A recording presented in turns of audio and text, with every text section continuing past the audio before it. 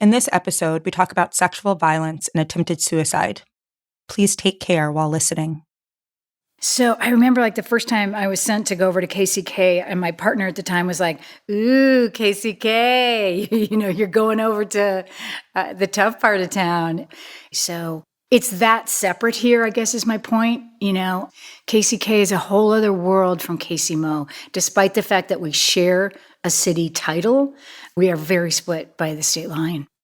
Peggy Lowe lives in Kansas City, Missouri, or KCMO, as folks call it. That's across the river from KCK, Kansas City, Kansas. Peggy grew up in the Midwest. She's a reporter, and she bounced around a while, working at newspapers in places like Denver, Colorado, and Orange County, California. But a while back, she decided she wanted a change. I decided, okay, I miss my family who are still all back here in the Midwest, and I miss casseroles. So I landed a gig at KCUR in Kansas City. And I cover what we call public safety and justice, because, we're public radio, so it has to be more groovy than just criminal justice. So, yeah, it's part of my beat. KCUR is a radio station in Kansas City. It's based in KCMO, but it serves the whole area. That was more than a decade ago when she started that job. And in the past few years, Peggy has spent a lot of time in KCK, focused on one of the biggest scandals in the city's history, the story of Roger Golubski. A few years ago, KCUR released Overlooked, an award-winning podcast looking into Golubski, co-hosted by Peggy.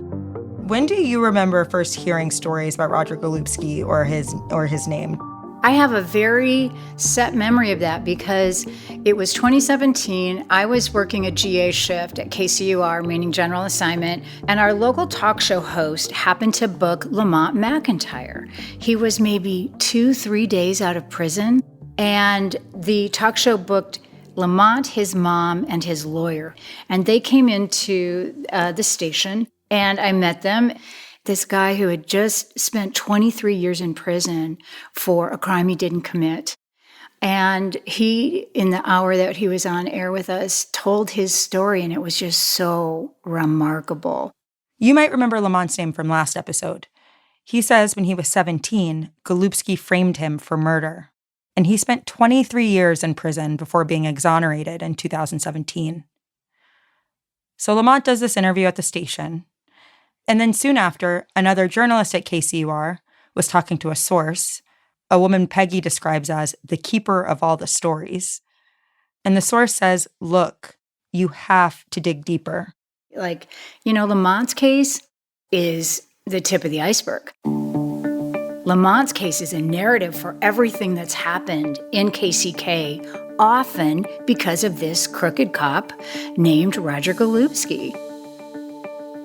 I'm Josie Duffy-Rice, and this is Corruption Uncovered, a podcast from Rock Nation and its philanthropic and justice division, Team Rock.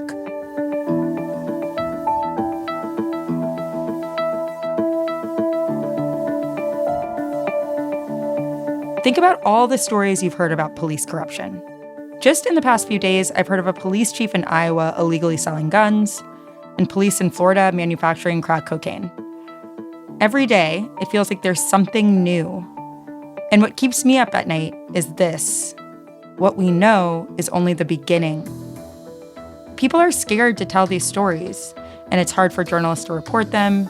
Police departments are tight ships, and they don't give up information easily, which means misconduct stories tend to be fairly narrow, about isolated incidents involving a few individual people, about one moment in time.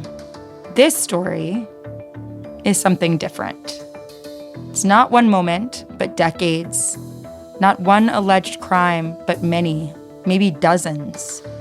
And while Roger Golubski is at the center of these stories, I haven't spoken to anyone who thinks that he acted alone.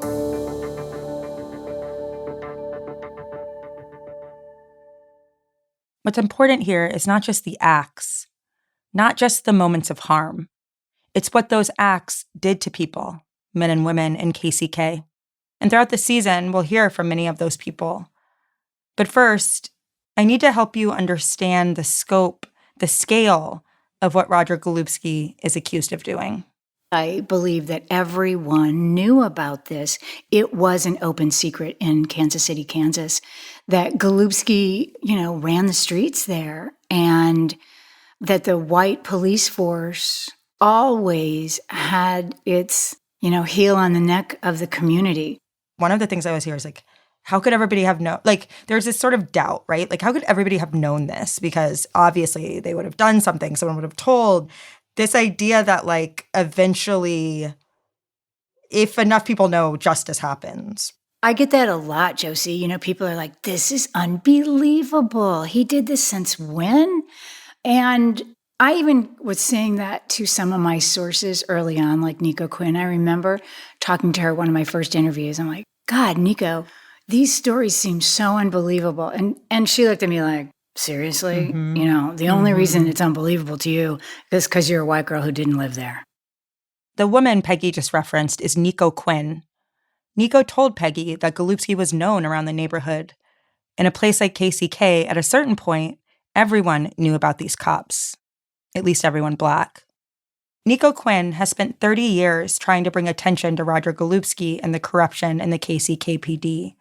Peggy met her when she started looking into Lamont's case. Nico had known of Golubski for years, since she was a kid in the 70s. Her family members told her to steer clear of the KCKPD generally, and Golubski specifically. But in 1994, she got swept into the vortex of his alleged misconduct. That year, two men, Donald Ewing and Donnell Quinn, were shot and killed while sitting in a parked car. Donnell Quinn was Nico's cousin, and Nico witnessed the shooting. It was horrible and traumatic. And then the next day, Golubski showed up to her house, insisting that she identify Lamont McIntyre as the shooter. Nico told Golubski that Lamont McIntyre wasn't the man she'd seen commit the murder, and she repeated it several times. But Golubski and the prosecutor in the case, Tara Moorhead, threatened to take Nico's kids away from her if she didn't lie on the stand. So she did. That decision haunted her, and afterwards she was so full of guilt that she tried to take her own life. She survived, and eventually she set about trying to make things right. In the years that followed, as Nico and Lamont's mother Rose and others worked to free Lamont, it started to become clear to them just how many people had been harmed by Golubski and by the KCKPD. Lamont McIntyre is not the only person who says that Golubski framed them. There are others, including two cousins, Brian Betts and Sylvester McKinney. In 1997, they were arrested for the murder of a man named Gregory Miller, who happened to be Golubski's nephew by marriage. Brian and Sylvester have always insisted that they did not commit that murder, and they took the case to trial, but they were convicted, in part thanks to the testimony of their uncle, Carter Betts, who said that the two men had admitted to the shooting. Golubski's own brother-in-law also testified against them. Ultimately, the two men spent 25 years in prison, some of which they served with Lamont. They're out on parole now, but their conviction still stands. Unlike Lamont, they haven't been exonerated. Now, of course, because he was related to the murder victim, Golubski should not have been anywhere near that case. But he was. After the trial, Carter Betts came forward to say that police had threatened him and pressured him into making the statement against his nephews. He has come forward and say he was coerced into making that statement by Roger Golubski, by a white detective with a mustache. That is Tricia Rojo Bushnell. She's the executive director of the Midwest Innocence Project. Like Peggy, she's not from KCK. I'm originally from California. My family is Mexican. I'm the first in my family to go to college. So when I went to law school, I wanted to go to a school with a really great immigration program. I did a clinic in immigration law, really loved it. But my last year of law school, a professor who was not very well known in the world at that time was reoffering his clinic for the first time. And that was Brian Stevenson. Brian Stevenson is a legend in the world of criminal defense, including wrongful convictions. He runs an organization called the Equal Justice Initiative, based in Alabama. So my last year of law school, I went down to Alabama to work on cases involving folks who had been sentenced to death in Alabama. We were investigating the case, traveling around, and in the case of that investigation, it turned out our client was actually innocent. And so when I graduated law school, I actually originally went to a really big firm. While I was there, I realized that is really what I rather would be working on. Tricia came to Kansas City in 2013, where she eventually joined the team working on Lamont's case. I mean, what happened in Kansas City, Kansas is abhorrent, atrocious. What is and what has and is happening, right? And some of it is just the sheer scale of it all, because we're talking about a community that's pretty small in size comparatively to other cities that you think about. And so when you think about the number of bad actors that there are, it's a high percentage, right, of a police force. Even if it was just one, which it certainly is not, that is a higher percentage than if you had sort of one in a Chicago police department, right? She used the same phrase Peggy did, open secret. Sometimes, the misconduct can be egregious in the ways that you see it with sexual misconduct, but the sort of the scope and the intricacy that it is here, and that it was an open secret. Folks knew about this, and they didn't do anything. The Midwest Innocence Project serves 5 states: Arkansas, Nebraska, Iowa, Missouri, and Kansas. The office itself only has 5 attorneys. So as much as they want to, they can't help everybody. So at any given minute, we usually have about 800 people waiting on our wait list. And that's across all 5 states. It's a lot of people. That's 800 people who could be wrongfully incarcerated tonight, whose families are waiting and suffering every day. So it's a difficult thing to tell someone, I'm sorry, please wait. When Lamont was exonerated in 2017, we tried to start pulling the cases internally that we have that involved Kansas City, Kansas, and where we could see that there were specific officers. At that time, we had a few dozen. Unfortunately, it takes a lot of resources to work a case, right? So even if we have a number that we can identify, we can't just start opening all of them. And that is the hardest thing, I think, to say to any applicant, is to let them know, we're not saying you don't have merit, your claims don't have merit. We're just saying we can't help you right now because we have limited resources. But we did try to move those cases more quickly. As we mentioned in the last episode, Lamont says he knows why Golubski framed him. Several years before the murders, Golubski allegedly sexually assaulted Lamont's mother, Rose. He then called her repeatedly for weeks, insisting that she continue seeing him. Rose, terrified, moved to a different house and changed her number to get away from Golubski. And that's why, Lamont says, Golubski pinned these murders on him. It was retaliation. Delavan Dobbs is yet another woman who says that Golubski tried to assault her, and that after she refused his advances, he framed her son Donnell for murder. Donnell was convicted in 2008, and he's still in prison. He's been there more than 16 years. Donnell's case, like Lamont's case, like other of our clients' cases, is one where you see this impact where Roger Golubski made a sexual advance towards a female family member, and either when they report him or they deny him or something goes that he doesn't like, he uses their family members as punishment. And in these instances, he wrongfully convicts their sons. So there are the allegations of framing people for crimes they didn't commit. And of course, there's the sexual assault and the rape, mostly of Black women, and sometimes Black girls, as young as 13. There are dozens of women who have come forward and said that they were victimized by Golubski. Some of these alleged assaults took place in his car, or in the women's homes, and sometimes even at the police station. And then there were the Delavan apartments. Golubski had a friend, a man named Cecil Brooks. Brooks was known throughout KCK as an open and notorious dealer of crack cocaine in the 1990s and early 2000s.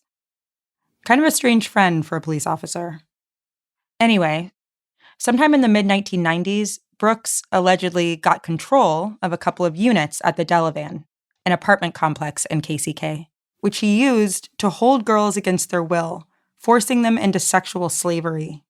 A few years ago, the U.S. attorney indicted Brooks, Golubski, and 2 other men for what they allegedly did there, including sex trafficking and involuntary servitude, among other crimes.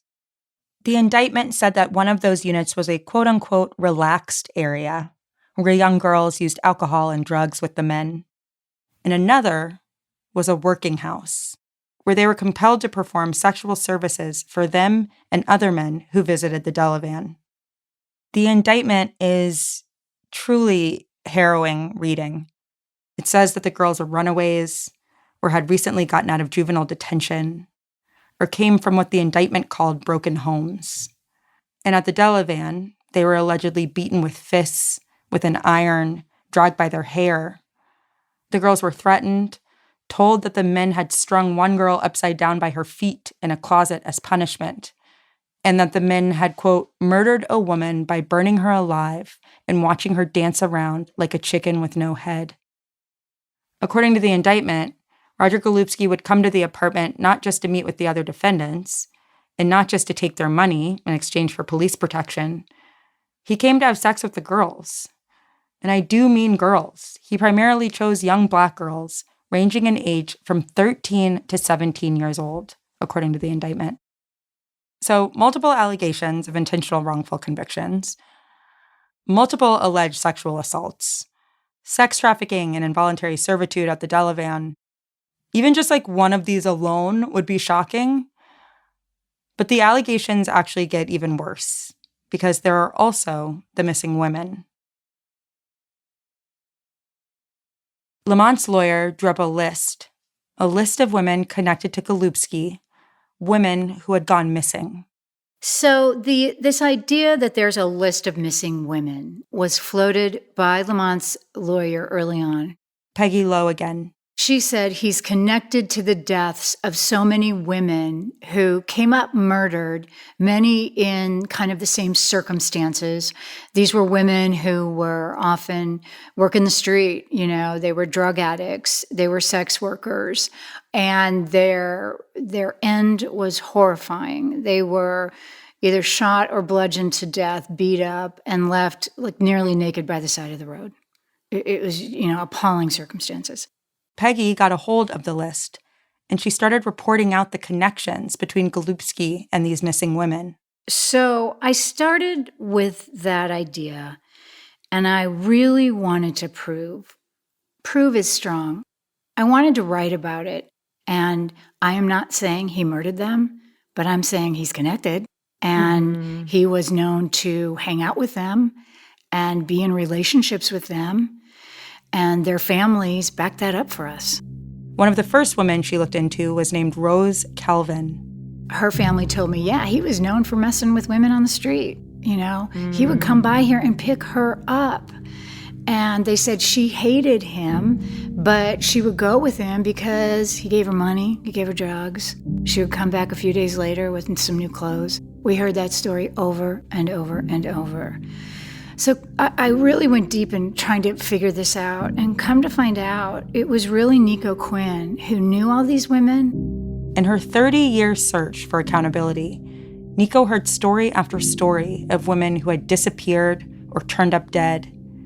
She says 2 women she knew were picked up by Golubski in his car, and each was found dead days later. Nico kept track. Nico knew these women. She knew all those women. She saw a lot of those women with Golubski. He was known for driving around the area openly with these Black women in the car. So people saw it.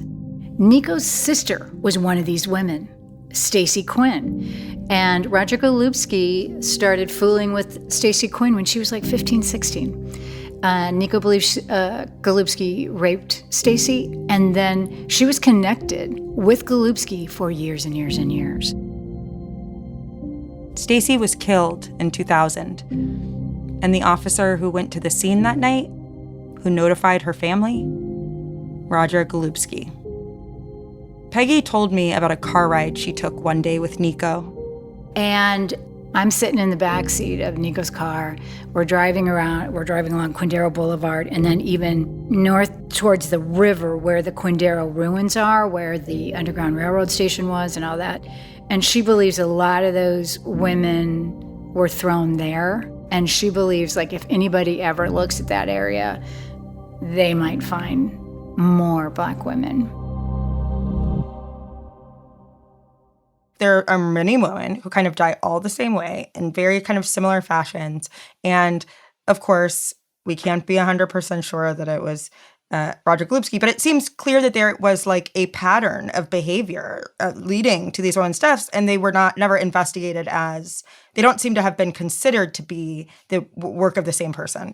Oh, no, never investigated like that, if they were investigated at all, okay? Right. You know, these folks were written off. Oh, she's just a Black drug addict who worked the streets. She brought it on herself, right? Mm-hmm. Oh, they live risky lives. Of course, they're going to die in the street. So I don't even know that there were full-scale investigations into these women's murders, which is also telling about that police department. And it's also really telling, and prosecutors said this too in open court, that's why Golubski picked these women. He knew no one would care. He knew that no one would believe them if they said, he raped me, he hurt me. So he picked them out for a reason. It was part of the blueprint of how he abused these women serially for years.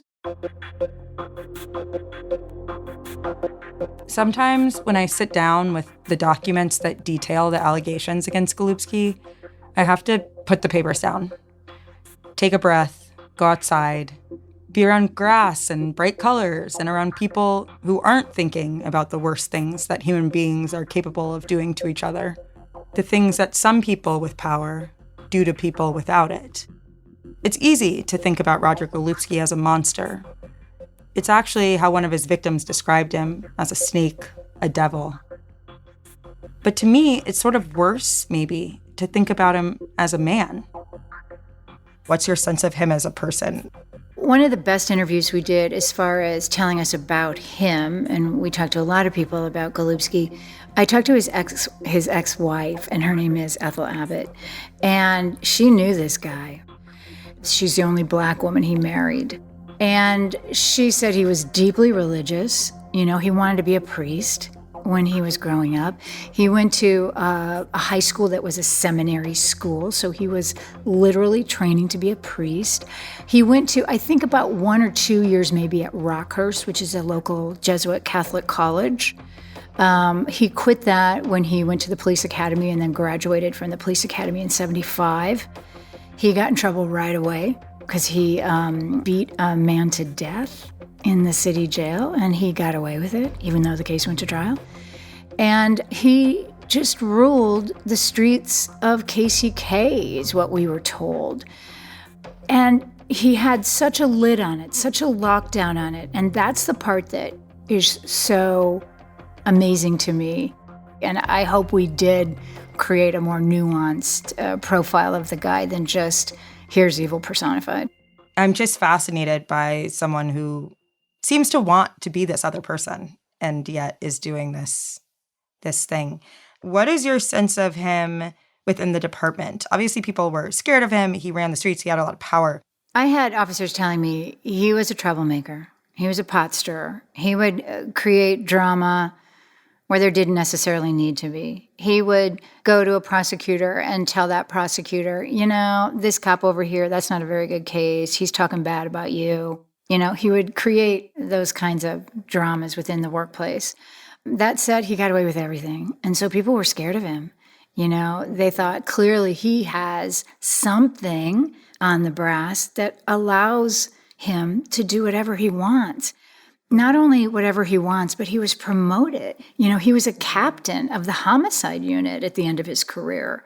He did very well, on paper at least, in his career. So people also rolled their eyes at him a lot. You know, like, oh, there goes Roger again with the Black women. Oh, yeah, have you heard that Roger has another kid today out there?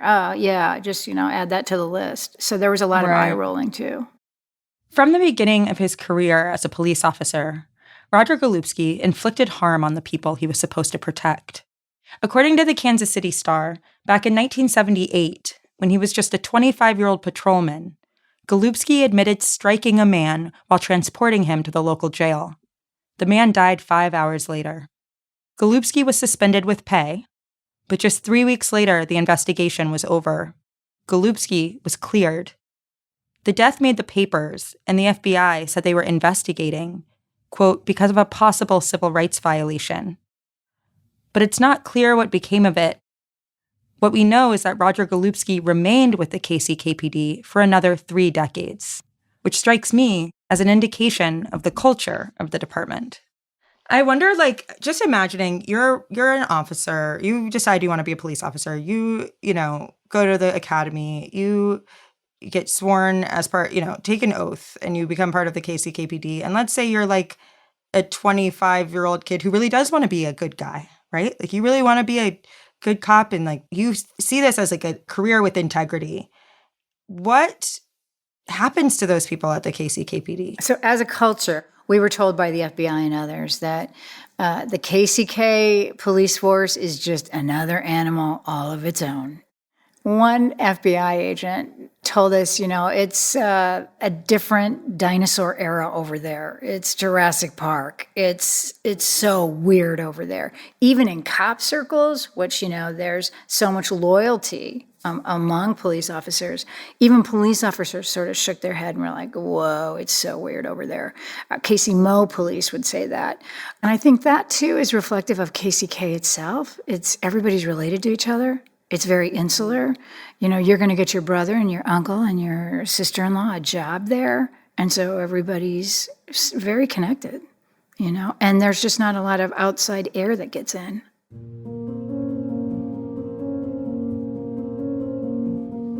In future episodes, we take a look at the whole department and the outrageous history of the KCKPD. We also look at what happens next, given the sudden death of Golubski in December. What happens to the federal case against Cecil Brooks and his co-defendants? To the civil cases against the Kansas City government and the KCKPD? To the men who say they are wrongfully convicted, still in prison? To the unsolved murders? To the fight for transparency, for accountability, for justice? Tricia Rojo Bushnell says that in part, what happens next, it kind of depends on us. What we see happening, sort of what is likely to happen, I can't say. And again, I think that's really up to, the rest of us, the rest of society, about what we will demand our systems provide for people. And that in turn depends on people taking the time to listen and to spread the word. In Kansas City, I live on the Missouri side. I can go and I can meet somebody and I can say, well, what's happening in Kansas City, Kansas, KCK, this, and they still won't know about it. And that is shocking to me.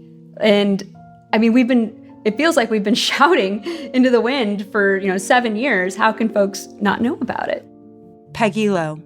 It hasn't punctured the national consciousness, I think in part because it's the Midwest and we're a small town. And, folks on both coasts are like, the Midwest, who cares? A, that's my own bias. B, it's a complicated case, with a guy whose name is Golubski. How the hell do you pronounce that? It's an ugly case.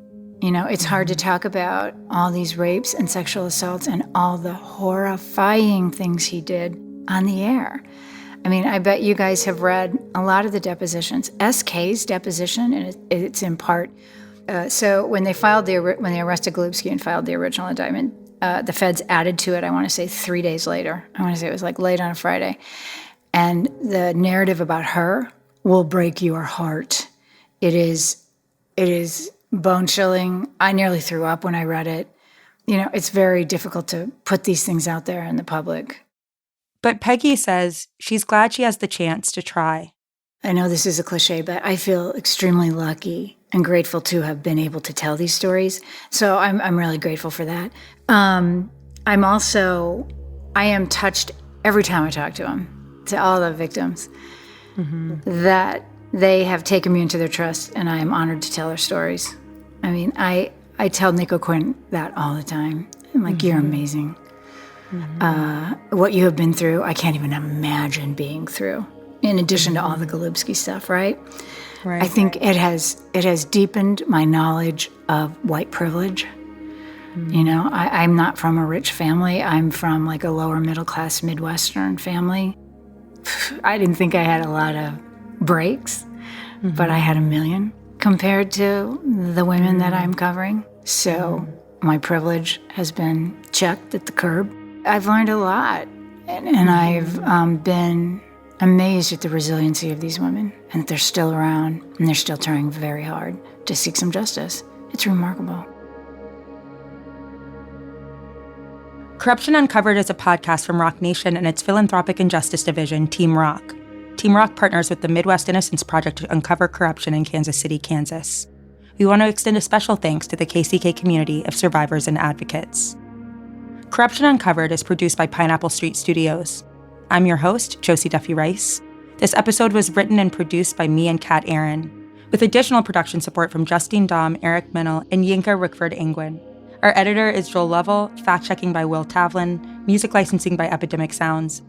Our recording engineers are Pedro Alvira and Marina Pais, mixing by Marina Pais. Kat Aaron and Jayan Barry are our executive producers. Thanks to Wayne Gassman for his help, and thank you for listening.